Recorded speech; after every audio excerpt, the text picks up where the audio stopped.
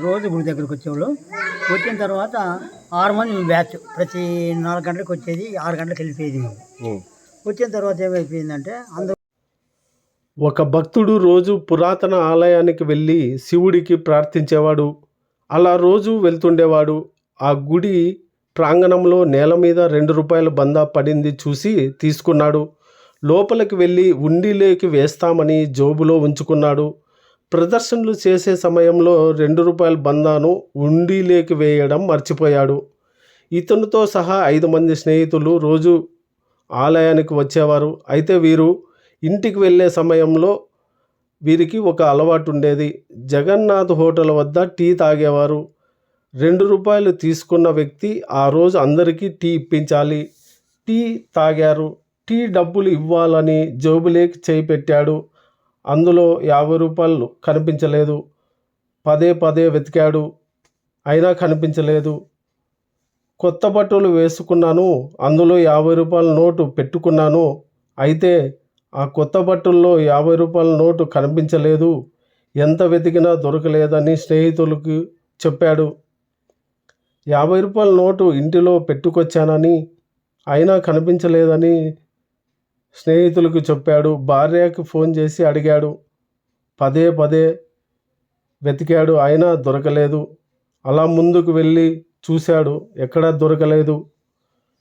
తీవ్రంగా ఆలోచన చేశాడు. వారి స్నేహితుల్లో ఒకరు, గుడిలో ఏదైనా తప్పు చేశావా అని ప్రశ్నించారు. గుడి ప్రదర్శనలు చేసే సమయంలో నాకు ₹2 దొరికింది. అది ఉండిలోకి వేస్తామని నా జోబులోనే ఉంచుకొని మర్చిపోయానని స్నేహితులకు చెప్పాడు. మరొక స్నేహితుడు, అలా నువ్వు చేసిన తప్పు అదే. ఆలయంలో దొరికిన డబ్బులు అక్కడే ఉంచాలని మరొక స్నేహితుడు చెప్పాడు. మరుసాటి రోజు వెళ్ళి ఆ ₹2 ఎక్కడ పడి ఉంటే అక్కడే ఉంచాడు. ఇక గుడి ప్రదర్శనలన్నీ చేసుకొని 5 మంది ఊర్లో టీ తాగుదామని బయలుదేరారు. బయలుదేరే సమయంలో ఊర్లో ఒక వ్యక్తి వీళ్ళని మాట్లాడించాడు. అక్కడ ఒక 10 నిమిషాలు నిల్చున్నారు. ఆ నిల్చున్న చోటికి ఇతను పోగొట్టుకున్న ₹50 నోటు గాలికి కొట్టుకొస్తోందని కళ్ళారా చూశానని ఆ భక్తుడు తెలిపాడు.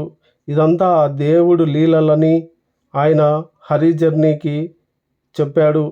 అయితే ఆ గుడిలో సొమ్ము కానీ, ఏదైనా డబ్బులు కానీ, బట్టలు కానీ, ఆ గుడి వస్తువులు కానీ ముడితే మన సొమ్ము పోగొట్టుకోవాల్సి వస్తుందని, ఇదొక పెద్ద గుణపాఠమని ఆ భక్తుడు హరి జర్నీకి తెలియజేశాడు.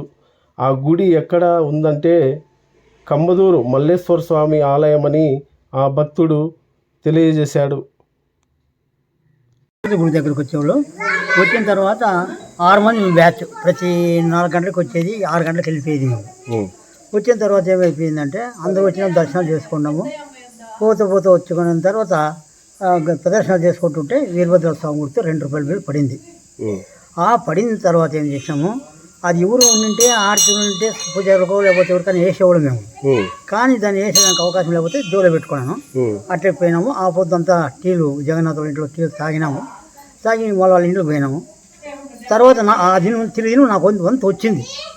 వద్దు ₹50 నోటు జోలో పెట్టుకున్నాను. ₹2 బిల్లు వీడియో ఉంది. ₹50 పెట్టుకున్నాను, ₹2 బిల్లు వీడియో ఉంది. కానీ వచ్చి ప్రదర్శన చేసుకొని పోయి ఆడ కాఫీ తాగాలంటే ₹50 నోటు లేదు. అప్పుడు వీళ్ళ నాయన పద్మకొండ ఆయన ఏమన్నాడంటే, ఏదో పొరపాటు చేసింట గుళ్ళో, ఆ పొరపాటు నుంచి నీకు అది ఏదైపోయింది, ఆలోచన చేయను. ఏం లేదన్నా, వీరభద్ర స్వామి గుడితో ₹2 బిల్లు పడిండే, దాన్ని తీసుకొని జోలోకి వేసుకోండి.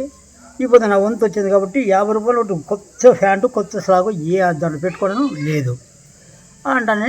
పొద్దున్నే ఇస్తాను జగన్నాథ్ అని చెప్పిన తాగినాము, వచ్చినాము. తిరిగి సాయంత్రము వచ్చి స్వామి ఇంకోటి వచ్చి అట్లా ఉంది. ఆ ₹2 బిల్లు అట్లా ఉంది. ₹50 కూడా వచ్చినా కానీ ₹5 బిల్లు అట్లా ఉంది.